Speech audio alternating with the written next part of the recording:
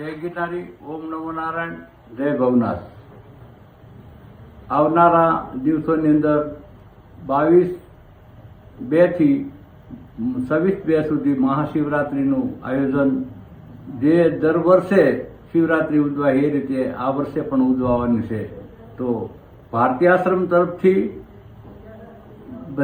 Public જનતાને ખાસ અમારું ભાવભર્યું નિમંત્રણ છે કે ભારતીય આશ્રમની અંદર ભજન અને ભોજન લેવા પધારો।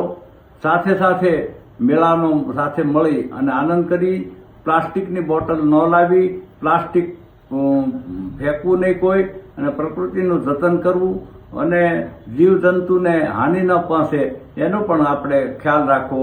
કારણ કે વનની અંદર, જંગલની અંદર પશુ રહેતા હોય છે, જાનવર રહેતા હોય છે, એને કોઈ હાનિ ન થાય એવું પણ આપણે વર્તન કરવું।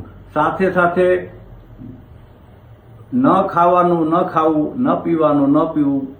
કોઈ પ્રકારનું વ્યસન ખરાબ હોય તો એ વ્યસન દારૂ દેવું તો મેળાની અંદર આ વસ્તુ ક્યારેય ભવનાથની અંદર ન થાય એવી આપણી બધા પાસે આશા છે।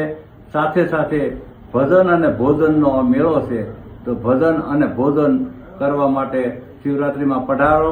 અમારા બ્રહ્મલીન ગુરુદેવ મહામંડલેશ્વર ભારતી બાપુ વર્ષોથી મેળો કરતા આવ્યા હતા, એમના ગુરુ પણ મેળો અને ભજન ને ભોજન કરતા।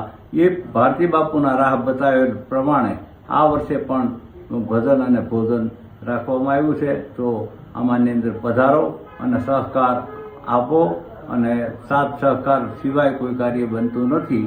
તો આપનો બધાનો સહકાર એ અમારા માટે ખૂબ સહભાગી આપ બન્યા એવું માનશું। અસ્તુ, જય ગિરનારી।